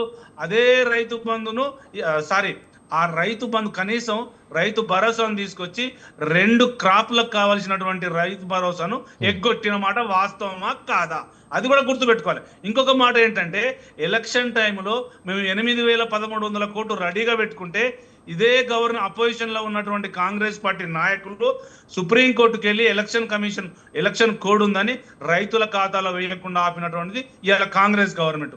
నేను ఒక్కటి కూడా తప్పు చెప్పట్లేదు. ఇందులో ఏమైనా తప్పులు దాని గురించి మాట్లాడదామండి. దాని గురించి మాట్లాడదాం. అంటే ప్రధానంగా ఇప్పుడు కౌంటర్ దాఖలు చేయలేదని చెప్పి మీరు ఆరోపిస్తా ఉన్నారు. మరి దీన్ని రాజకీయంగా ఒక ఆయుధంగా మార్చుకునే ప్రధాన లక్ష్యంగా మీరు ముందుకెళ్తా ఉన్నారా దీన్ని? నేను ఏమంటున్నంటే ఇవాళ అడ్వకేట్ జనరల్ గారు చేసిన తప్పు, గవర్నమెంట్ చేసే తప్పులకు రేపు ఏం జరుగుతుందంటే ఈ సంవత్సరం ఎవ్రీ ఇయర్ లో పెళ్లిళ్ళు జరుగుతాయి, వాళ్ళ ఎంక్వైరీ జరుగుతుంది సాదీ ముబారక్ కళ్యాణ లక్ష్మి మీద. ఇలా మండల ఆఫీస్ గల పెండిలు ఉంటాయి, ఎంఆర్ఓలను కొట్టే స్థితికి వస్తుంది. ఎందుకంటే 1 లక్ష రూపాయలు అంటే పేదోనికి చాలా పెద్ద అమౌంట్ అది. మీరు నేను ఇంతకుముందు మార్నింగ్ కూడా వేరే ఛానల్ చెప్పిన మాట ఏంటంటే ఇలా జెంజీ ఢిల్లీలో ఎట్లయితే జరిగిందో పరిణామాలు ఇలా కాంగ్రెస్ గవర్నమెంట్ కూడా అదే స్థాయికి వచ్చే పరిస్థితి కనబడతారు. ఎందుకంటే వీళ్ళ అనోచిత ఆలోచనలు, వీళ్ళ అడ్మినిస్ట్రేషన్ పవర్స్ లేకుండా జెంజీ ఉద్యమం ఇక్కడ కూడా స్టార్ట్ అవుతుంది అంటారా మీరు? నేను చెప్తున్నా, మీరు వినండి ఒక మాట. నేను ఏమంటున్నంటే నాకు తెలిసి ఈ 600 మండలాలలో దాదాపుగా 80,000 అప్లికేషన్లు ఉన్నాయి, శాంక్షన్ అయినాయి. ఆ 80,000 అప్లికేషన్లు 6 నెలలకెళ్ళి ఇప్పటికీ కళ్యాణ లక్ష్మి సాదీ ముబారక్ ఇవ్వట్లేదు. వీళ్ళు కనుక ఇట్లే ప్రెగ్నెంట్ వీళ్ళు సంపద సృష్టించకుండా కొత్త జీవోలు తీసుకొచ్చి స్టే వేకేట్ చేయకుండా ఉంటే ఇవాళ మినిస్టర్లు తెలంగాణలో తిరిగే పరిస్థితి కనపడది, ఎంఆర్ఓలను ఆర్టీసీలను ఉరికిచ్చే పరిస్థితి కనపడుతుంది తెలంగాణలో. ఎందుకంటే మేము ఇంప్లిమెంట్ చేసినట్టు మీరు ఎందుకు ఇంప్లిమెంట్ చేయడం లేదు? రైట్. ఒకవేళ ఇంప్లిమెంట్ చేస్తే ప్రభుత్వం ఒకవేళ రాబోయే రోజుల్లో బిల్లు తెచ్చి చట్టబద్ధత కల్పిస్తే మీ పార్టీ మద్దతు ఇస్తుందా? నేనేం చెప్తున్నా, ఇంకొక మాట చెప్తున్నా, మీరు ఇప్పుడున్నటువంటి అప్లికేషన్లను మీరు ముందుకు తీసుకెళ్తూ హైకోర్టు స్టే వేకేట్ చేస్తూ నేను డిమాండ్ చేస్తున్నా, మీరు సాదీ ముబారక్ కళ్యాణ్ లక్ష్మితో పాటు తులంగానంతో ఉన్నారు. మీది నోరా మోర్యా? మీ మేనిఫెస్టో కమిటీకి కళ్ళు లేవా, నోరు లేదా, తెలివి లేదా? మీరేమన్నా ప్రజా సంక్షేమం కోసం కొట్లాడుతున్నారా? ఉచిత హామీలు ఏమాత్రం మేము 3,000 రూపాయలు ఇస్తామని చెప్తే మీరు 4,000 ఇస్తామన్నారు. మీకు ఏమైనా జ్ఞానం ఉన్నదా? గాడిద పనులు చదువుతున్నారు రేవంత్ రెడ్డి గారు అడుగుతున్నా. ఎందుకంటే మేము ఇంతో అంతో కొంత పకడ్బందీ వ్యూహంతో సమీక్షలు చేసుకొని గవర్నమెంట్ సలహాదారులను పెట్టుకొని మేము ముందుకెళ్తే మీరు టీడీపీ వాళ్ళను కాంగ్రెస్ వాళ్ళను సలహాదారులను పెట్టుకొని అల్లకల్లోలం చేస్తున్నారు. ఇలా బందిపోట్లు పడ్డాడు తెలంగాణ మీద పడి దోచుకు తింటున్నారు. వీళ్ళకి హైకోర్టుల మీద సుప్రీంకోర్టు మీద ఏమో అవగాహన లేదు. స్టే వేకెట్ రేపే స్టే వేకెట్ చేయాలి. ఎందుకంటే రేపటికి రేపు మీరు రికాల్ చేసి అన్ని పార్టీలను పిలిపించి అసెంబ్లీ పెట్టి ఇది అమెండ్మెంట్ చేసి చట్టం చేసి మీరు హైకోర్టులో వేస్తే అప్పుడు జ్ఞానం ఉన్న తెలంగాణ ప్రభుత్వం అనుకుంటాం, జ్ఞానం ఉన్న ప్రభుత్వం అనుకుంటాం. లేకపోతే తెలియలేని దద్దమ్మ ప్రభుత్వం అని ప్రజలు అసహించుకుంటున్నారు. రేపటికి రేపు కళ్యాణ లక్ష్మి సాది ముబారక్ లొల్లులు చాలా కావడానికి ఆస్కారం ఉంటుంది. ఎందుకంటే ప్రజలు దాని మీద పెళ్లిళ్ళ కోసం ₹1,00,000 కోసం ఆశపడతారు. ఆ ఆశను వీళ్ళు నిర్వీర్యం చేయాలని పకడ్బందీ వ్యూహంతో అడ్వకేట్లతో మాట్లాడుకొని దొంగచాటుగా రేవంత్ రెడ్డి ఆడుతున్నటువంటి నాటకాలే తప్ప దీంట్లో చాలా మందికి తెలియని విషయాలు ఇలా మీటింగ్లు పెట్టుకొని ఏం చేస్తున్నారు అనేది కొంతమందికే తెలుసు. దీంట్లో చాలా లోతుగా ఆలోచన చేసుకొని లోతుగా చర్చించుకుంటే పెద్ద కథనే నడుస్తుంది. ఎందుకంటే ఒక ఎగ్జాంపుల్ చెప్పాలంటే హెచ్సి భూముల కూడా ఇదే జరిగింది. భూములు అమ్ముకోవాలని ఇలా డబ్బులు లేక సృష్టించలేక సంపద సృష్టించలేక సంక్షేమ పథకాలు ఎట్లా ఆపాలని ఇలా కోర్టుల దగ్గరికి వెళ్ళే పరిస్థితి కనబడుతుంది. కాబట్టి మేము కోర్టును ఆనర్ చేస్తున్నాం. మీకు ఒకవేళ కాంగ్రెస్ పార్టీకి నిజాయితీ ఉంటే మీరు అసెంబ్లీ రేపే పెట్టండి, దాన్ని అమెండ్మెంట్ చేయండి, చట్టం చేయండి, మీరు హైకోర్టులో వేయండి. అప్పుడు ప్రజలు మిమ్మల్ని ప్రజాపాలన అనుకుంటారు తప్ప లేకపోతే మిమ్మల్ని ప్రజల సంకట పాలనగా భావిస్తారు. ఇది మేము బీఆర్ఎస్ పార్టీ చాలా కాలం చెప్తున్నాం. ఒకటే కాదు, ఇలా సోషల్ మీడియా కోడై కూస్తున్నది. మొత్తం మోసపూరితమైన హామీలు, దొంగ హామీలు. బీఆర్ఎస్ పార్టీకి వేసే ఓట్లు మొత్తం దొంగ మాటలతోని మీరు డైవర్ట్ చేసుకొని 1.5లో మీరు గెలిచిరు. అది గెలుపు కాదు. అంతిమంగా బీఆర్ఎస్ పార్టీ గెలిచింది. రాబోయేది కూడా బీఆర్ఎస్. రామ్మోహన్ రావు గారు మొత్తం ఇప్పుడు కేవలం జీవోలు, ఎగ్జిక్యూటివ్ ఆర్డర్స్ ద్వారా ప్రజాధనాన్ని భారీగా ఖర్చు చేయడంపై అంటే న్యాయపరంగా ఉన్నటువంటి ప్రధాన అభ్యంతరాలు ఏమైనా ఉంటాయా? చట్టసభల్లో చట్టం అయిన తర్వాత కూడా రాజ్యాంగబద్ధంగా లేకపోతే అది ప్రజలకు నష్టమైతే ఖచ్చితంగా కోర్టులు అప్పుడు కూడా చేయొచ్చు. ఇప్పుడేమో సాంకేతికంగా నేను చెప్పాను కదా అన్నారు. ఏంటంటే ఇది జీవోలు ఈ కాంగ్రెస్ వచ్చినాక జీవోలు రద్దు కాదు. 8 జీవోలు అంటే అంతకుముందు 5 సంవత్సరాల నుంచి కూడా బీఆర్ఎస్ ఇచ్చినది కూడా జీవోలు రద్దు 8 జీవోలు రద్దు చేసింది మొత్తం అంతా జీవోల ద్వారా కాదు. ఇప్పుడు అయిపోయిందని మళ్ళీ వెనక్కి రికవరీ చేయలేం కదా. ఇప్పుడున్నది ఏం చేశారంటే ఇప్పటి నుంచి 9వ తారీఖు జస్ట్ 28 రోజులు స్టే ఇచ్చింది. నా ఉద్దేశం ఏంటంటే దీన్ని శ్రీనివాసరావు గారు క్లియర్ చెప్పారు కదా, అసెంబ్లీ సాక్షిగా రేపు పొద్దున వాళ్ళకపోతే ఇంకో వారం రోజులు వర్షాకాల సమావేశాలు పెట్టాల్సిందే. విదేశాలకు రేవంత్ రెడ్డి గారు వచ్చినారు పెడతారు. పెట్టిన తర్వాత చట్టబద్ధ కల్పించాక తప్పని పరిస్థితి వాళ్ళకి. ఎందుకంటే ఇప్పుడు కాంబోజీ వెంకటేశ్వర గారు చెప్పినట్టు అన్ని విమర్శలు వస్తూనే ఉంటాయి కదా, వద్దాన్ని వస్తాయి కదా. ఇంకా దానికి విమర్శలు తట్టుకోవాలంటే ఇప్పటికే తులం బంగారం ఎగబెట్టడానికి ఫిగర్ అయితే ఉన్నది. తులం బంగారం ఇవ్వలేమని అందరూ కాంగ్రెస్ ప్రజలందరూ చెప్పేస్తున్నారు. హామీ ఇచ్చిన మీద ఫ్లోక్లో అప్పుడు ఉండే 50,000 ఉండే ఇప్పుడు 1,50,000 ఇక్కడ నుంచి ఇస్తామంటున్నారు. కనుక ఉన్నదాన్ని ఇప్పుడు 24 మంది సున్నాళ్ళకి పోయినట్టు అయిపోయింది. సమస్య గదే అయింది కదా. కనుక వారు చెప్పింది కరెక్ట్. రెండోది రైతు బంధు విషయంలో మాత్రం స్పష్టంగా నేను శ్రీనివాసరావు గారితో ఏకీపిస్తున్నా. వారు చెప్పింది నన్ను సవరించారు, కరెక్ట్ అంటున్నాను. ఎందుకంటే నేను చెప్పింది ఏంటంటే మన ఏమంటారు దాన్ని పంటకు వేయని భూములు, రియల్ ఎస్టేటు, లేకపోతే రాళ్ళు రప్పలు, అట్లాగే రోడ్లు వేసిన భూములు వాటికి ఇచ్చారు. అదే తప్పు అంటున్నాను. నిజంగా చెప్పాలంటే రైతుల పట్ల అందరం కూడా వెంకటేశ్వర గారు కానీ మీరు కానీ నేను అందరం సమర్థించాల్సింది ఏంటంటే 25 లక్షల కోట్ల రూపాయలని కాంగ్రెస్ ప్రభుత్వం ఇవాళ బీజేపీ కూడా అందరూ పైన ఉన్న ప్రభుత్వాలు రద్దు చేసినాయి కదా. అటువంటి అప్పుడు రైతు పంట ఖచ్చితంగా రైతు బాగుపడితే ఒక 10 రూపాయలు సంపాదించుకోండి, బట్టో బాతో కొనుక్కుంటాడని ₹1 ఇంట్లో ఉంచుకోడు, ఇంట్లో స్టాక్ పెట్టుకోడు. ఏదైనా రైతుకు వచ్చిన రూపాయి ఖర్చు పెడతాడు. దానివల్ల మళ్ళీ పనులు వస్తాయి, పనులు వస్తాయి మనకు. అందుకనే రైతుల విషయంలో రైతు బంధు కరెక్ట్ మొదటి నుంచి మొత్తుకుంటారు. రైతు కరెక్ట్ పని అంటున్నారు. శ్రీనివాసరావు గారు వైజ్ మ్యాన్ గా బీఆర్ఎస్ ప్రారంభించినా సరే అది కరెక్ట్ అని ఒప్పుకున్నారు. వ్యక్తిగతంగా ఒప్పుకున్నా కరెక్టే, సామాజికంగా ఒప్పుకున్నా, పార్టీ పరంగా ఒప్పుకున్నా కరెక్ట్ అంటున్నారు. ఒక్కటి నేను వ్యతిరేకించింది ఏంటంటే ఏది రాళ్ళు రప్పలు లేకపోతే మన రియల్ ఎస్టేట్ చేసినాయి, పెట్రోల్ బంకులు కట్టినాయి, అట్లా రోడ్డు పోసినాయి, ఎప్పుడో పోయినాయి, పట్టదార పేరు మీద ఉన్నాయి, వాటికి వద్దని అన్నాం. అవి తీసేస్తే కనీసం 1000 కోట్లనే మిగులుతాయి కదా అనే మాట వచ్చింది. ఇక చట్టబద్ధత లేకపోవడం ఉన్నదంటారా? రేపు పొద్దున చట్టబద్ధత కల్పించి అసెంబ్లీలో పాస్ అయినాక కూడా రేపు ఈ కోర్టులు దాని మీద కూడా జోక్యం చేసుకోవచ్చు. కోర్టులకు ఏమధికారం అంటే రాజ్యాంగబద్ధంగా ఏదైనా చట్టం అయిన తర్వాత కూడా దాన్ని వెనక్కి తీసుకోమని చెప్పొచ్చు అంటున్నాను. అది కోర్టులకు అధికారం ఉన్నది, రాష్ట్ర హైకోర్టులకు కానీ లేకుంటే కేంద్ర ప్రభుత్వంలో మన సుప్రీంకోర్టు కానీ ఉన్నది అంటున్నాను. ఇక్కడ జరగాల్సింది ఏంటంటే వెంకటేశ్వర డిమాండ్ చేసినట్టు తప్పనిసరి అసెంబ్లీలో పెట్టాలి, కనీసం చట్టబద్ధత కల్పించుకుందాం. సాంకేతిక కారణం ఏదో కోర్టు అభ్యంతరం పెట్టిందో అది చేద్దాం. ఇక ప్రజలకు వ్యతిరేకంగా కోర్టులో తీర్పు ఇవ్వ కదా రేపు పొద్దున. ఇది కేవలం సాంకేతికంగా వీళ్ళు ఎందుకు చెప్పలేకపోయినా కూడా చెప్తాను నేను. ఇప్పుడు అడ్వకేట్ మాట్లాడే వాళ్ళు ఏం చేస్తాము, ప్రభుత్వం ఇప్పుడు క్లయింట్ ఎవరు ఉంటారు, క్లయింట్ సలహా తీసుకొని చెప్పలేం కదా. ఇప్పుడు నన్ను వకీలుగా పెట్టుకున్నాను అనుకోండి వెంకటేశ్వర గారు, నేను వారి సలహా మేరకే నేను అఫిడవిట్ వేస్తా. అక్కడ వాళ్ళ ఇష్టపడిన ఇష్టమైనట్టు వేస్తాం లేదు కదా. ఇప్పుడు ప్రభుత్వము స్పందించలేదు, కొద్దిగా ఆగండి అన్నది, టైం ఇవ్వలేదు కోర్టు, అందుకని ఈ సస్పెన్షన్ వచ్చింది. జీవోది వద్దు కాలే.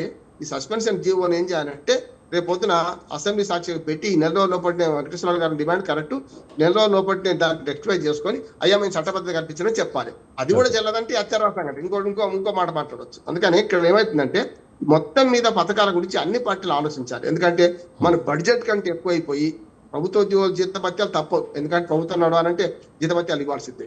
అవి పోగా మిగిలిన అన్ని కూడా ఇట్లాంటి అనుచిత ఉచితాలకు పోతే ఎట్లా అనే సమస్య వస్తున్నది. ఇక కొన్ని రోజుల తర్వాత ఇప్పుడు 2000, 4000 హామీ ఇచ్చిన పెంచలేరు వెంకటేశ్వర గారు. పెన్షన్ 2000 ఇచ్చి 4000 3000 పెంచలేరు. అట్లాగే నిరుద్యోగ వృత్తి ఇవ్వలేరు. ఇవి ఏమి ఇవ్వలేరు, అయిపోయింది. కనుక ప్రజలకు అర్థమైంది ఇటువంటి హామీలను నమ్మోదు. రేపు నిజంగా హామీలను నమ్మాలి. 1,00,000 రుణమాఫీ కరెక్ట్, 2 లక్షలు కరెక్ట్ కాదని అర్థమైంది కదా వీళ్ళకైతే. ప్రజలు కూడా అర్థం చేసుకుంటారు అంటున్నాడు. వచ్చే ఏంటంటే మెల్లమెల్లగా బడ్జెట్ ను బట్టి హామీలు ఇచ్చే పరిస్థితి వస్తుంది. ఎలక్షన్ కమిషన్ కి అధికారం ఉండాలని నేను కోరుకుంటున్నాను. మేము మొదటి నుంచి కూడా ఎలక్షన్ కమిషన్ ఏం రాసినామంటే ఏదైనా హామీ ఇస్తే ఆ రాష్ట్ర బడ్జెట్ కు సరిపోనుందా, ఎక్కువ ఉందా తేల్చి ఆ హామీలను మేనిఫెస్టోలో పెట్టినప్పుడు మేనిఫెస్టో స్క్రూటినీ కమిటీ ఒకటి ఉండాలి ఏది ఎలక్షన్ కమిషన్ దగ్గర. మీరు ఆ హామీలు ఇవ్వడానికి వీలు లేదని అక్కడనే అరికట్టాలి. ఎలక్షన్ కమిషన్ కు ఎన్నికల్లో పోటీ చేసే పరిష్కారం అక్కడికి వద్దు అంటున్నాను. రైట్, శ్రీనివాసరావు గారు మీరు చెప్పండి. శ్రీనివాసరావు గారు, ఇప్పుడు శ్రీనివాస్ గారు ఇప్పుడు ప్రధానంగా ఇప్పుడున్నటువంటి సిచ్యువేషన్లో ఇదైతే ఇప్పుడు మన రామ్మోహన్ రావు గారు చెప్పినట్టు అంటే ప్రధానంగా ఈ సిచ్యువేషన్ మొత్తం ఈ ఉచితాలకు సంబంధించినటువంటి వీటికి బడ్జెట్లో కేటాయిస్తే మిగతా వాటికి పెట్టేటువంటి అవకాశం లేకుండా అయిపోతుంది కదా. సో దీన్ని ఏ విధంగా చూస్తారు? అంటే దీన్ని ఇప్పుడు షాదీ ముబారక్ కానీ కళ్యాణ్ లక్ష్మి కానీ మరి దీన్ని కంటిన్యూ చేసేటువంటి ప్లాన్ చేస్తారా, లేకపోతే ఇంకా ఆలోచిస్తున్నారా? ఖచ్చితంగా దీని ఉన్నటువంటి దాన్ని కంటిన్యూ చేస్తారు. చట్టం ఎందుకంటే వర్షాకాల సమావేశాలు ఉన్నాయి, అసెంబ్లీలో పెడతారు, చట్టబద్ధత తీసుకొస్తారు. అందుకే నేను ఫస్టే కమిట్ చేసిన దీనికి జీవో ద్వారా ఇంతకాలం నడుస్తున్నటువంటి దానికి ఎవరు దాన్ని ఆబ్జెక్ట్ చేయలేదు కాబట్టి ఇంతకాలం నడిచింది. దాని లీగల్ ఎలిగేషన్ ఎప్పుడైతే రేజ్ అయిందో దాన్ని ఇమీడియట్ గా సార్ట్అవుట్ చేసి దానికి చట్టబద్ధత కల్పించేటువంటి ఆస్కారం ఉన్నది, అది వస్తుంది, దానికి ఆగదు. తర్వాత కూడా ఇప్పుడు రామ్మోహన్ రావు గారు అంటే కోర్టులు ఒప్పుకోకపోతే అప్పుడు ఏం చేయాలన్నది అందరు కలిసి ఆలోచిస్తారు. బట్ దీంట్లో ఏం జాప్యం ఉండదు, ఆపేటువంటి ప్రయత్నం ఉండదు. ఈ ఉచితాలు అనుచితాల మీద మాట్లాడితే అండి, ఉచితాల గురించి వాడు ఫ్రీలాన్స్ లో ఉన్నారు కాబట్టి వారు మాట్లాడగలుగుతారు. మేము ఉచితాలు వ్యతిరేకమా అనుకూలం అంటే నా వ్యక్తిగత అభిప్రాయం, రాజ్యం సంపద సంపాదించాలి, సంపదలో భాగం ప్రజలకు పంచాలి. అనుచితాలు కాకుండా అనుచితాలు కాకుండా ఉండాలి.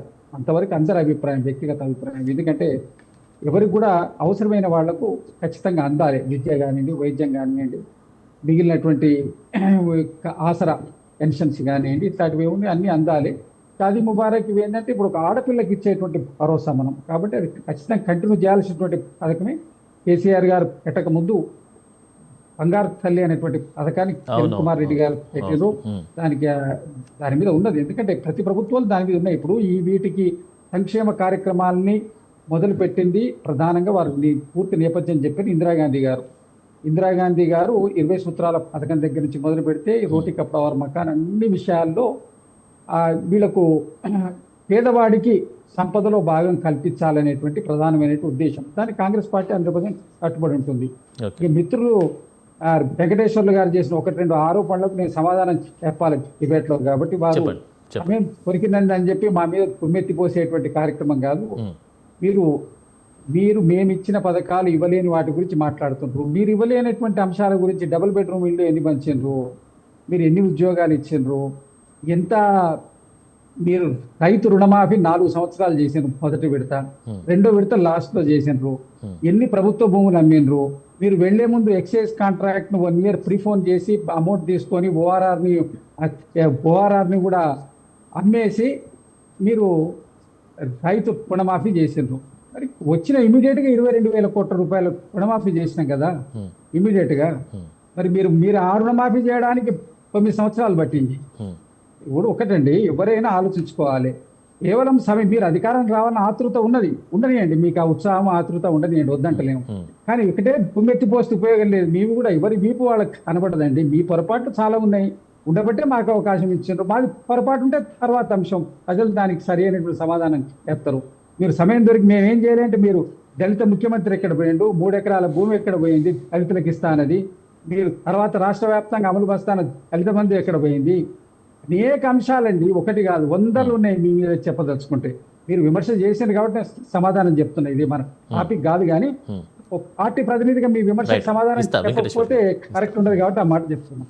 అందుకోసం దీంట్లో ఒకటండి, కళ్యాణ లక్ష్మి 100% చట్టబద్ధత కల్పిస్తుంది కాంగ్రెస్ ప్రభుత్వం, దాన్ని కొనసాగిస్తుంది, దానికి ఏ విధమైన ఇబ్బంది కానియదు.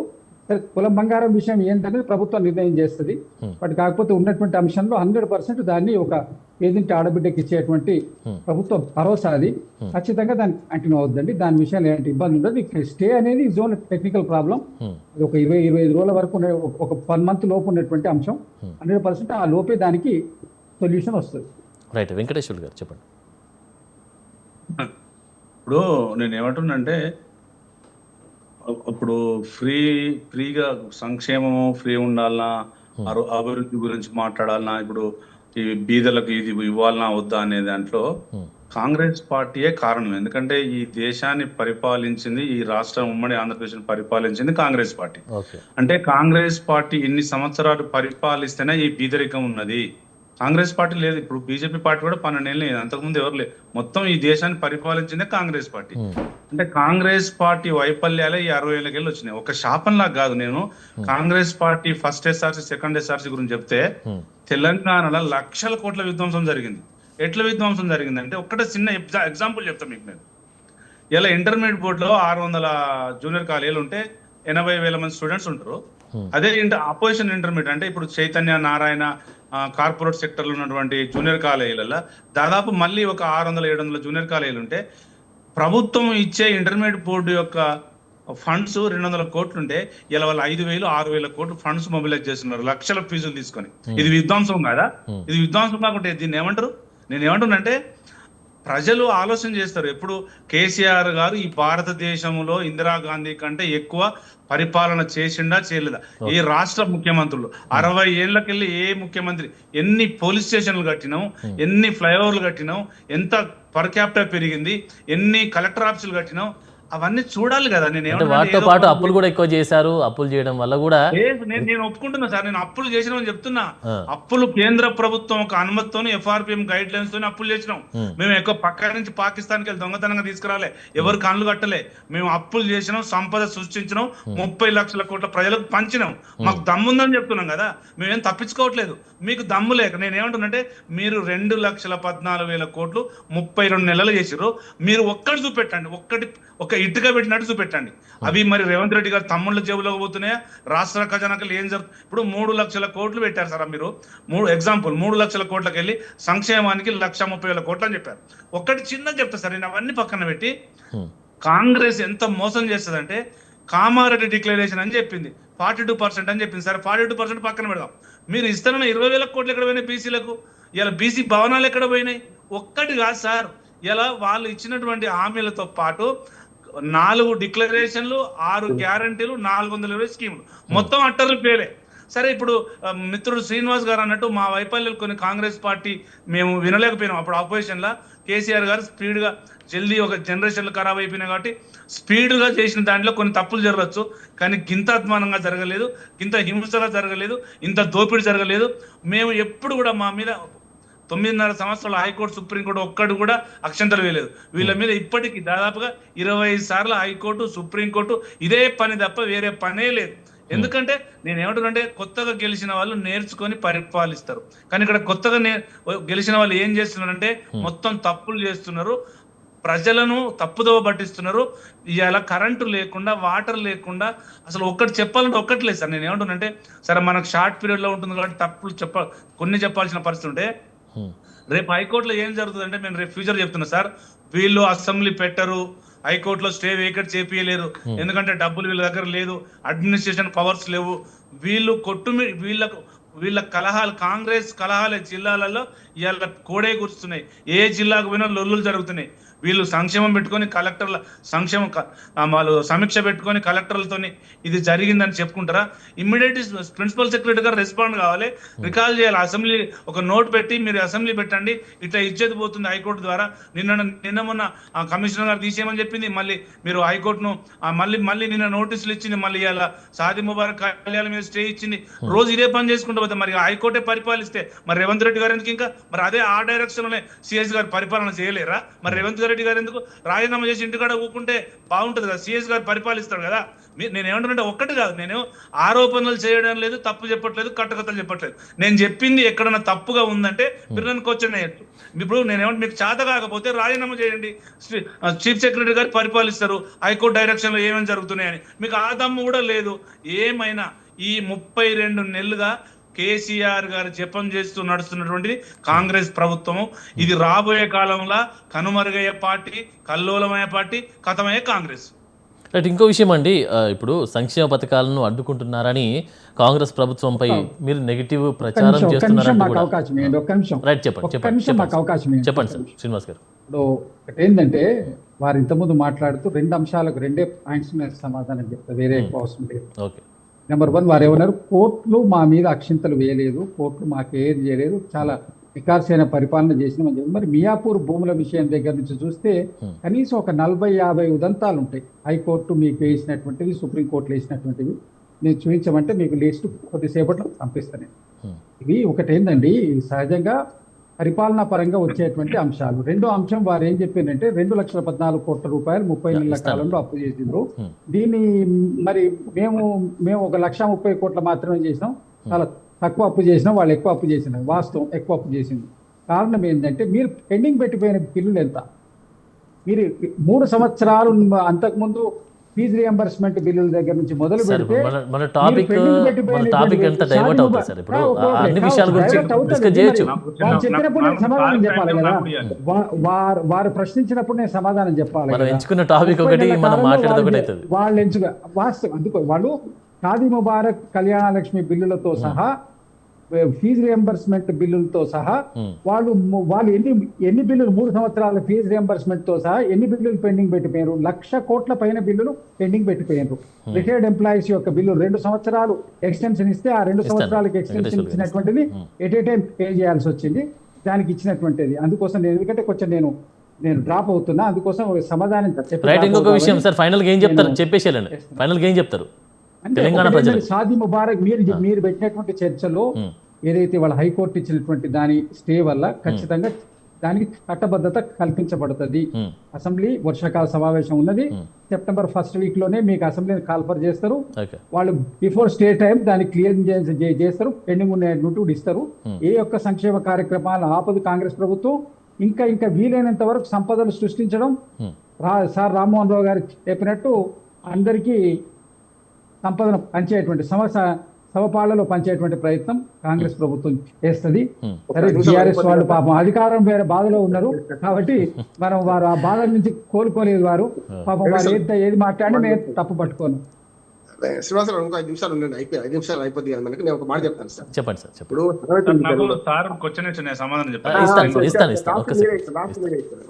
ఎందుకంటే ఇప్పుడు ఆకలికి అన్నము, వేదనకి ఔషధం అన్నాం. ఆకలి కాకుండా అన్నం పెడితే కారం బట్టి పెట్టినాం రా అంటూ స్పష్టంగా చెప్తాడు. ప్రజలు అట్లా ర్యాప్ చేసినాం మనం అందరం కూడా.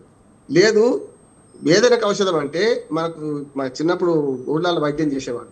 నొప్పి ఉంటే జీడి గింజ కాల్చి పెట్టాడు, వెంకటేశ్వర బాగా తెలుసు, పెడతాడు. నొప్పి కాడ పెడితేనేమో ఏం కాదు, పుండు కాదు. నొప్పి లేని కాడ జీడికి పెడితే ఏమైతే పుండు అవుతుంది. ఇప్పుడు జరిగింది అందరి పార్టీలు చేసేది తిలా పాపం తలా పెట్టిగాడు ఉచితంగా అలవాటు చేసిన. ఒక్క మాట చెప్తాను, నేను దాదాపు 50 ఏళ్ళ జర్నలిస్టు, రాజకీయాల్లో ఉన్నవాడిని కూడా, పంచాయతీ మెంబర్ నుంచి ఎంపీ ప్రెసిడెంట్ దాకా చేసిన వాడిని. నేను ఒక మాట చెప్తాను, చాలా వరకు ఏమైందంటే ఊళ్ళలో పోయి ఎలక్షన్ల ప్రచారం పోతుంటే ఆనంద్ గారు, మా ఊరికి ఏం చేస్తావు, మా వాడకి ఏం చేస్తావు అని అడిగేటోళ్ళు ఎప్పుడు కూడా. నాకేం చేస్తాను ఎప్పుడు అడగకపోతే ఇదివరకు గట్టిగా మాట్లాడితే మేము ఎలక్షన్ రానియం, మేము ఊళ్ళకి రానియం, మా ఊరికి చేస్తావా వచ్చి అందరు గట్టిగా పట్టేవాళ్ళు. ఇప్పుడు అది పోయింది, నాకేం ఇస్తామని అడుగుతుంది సార్.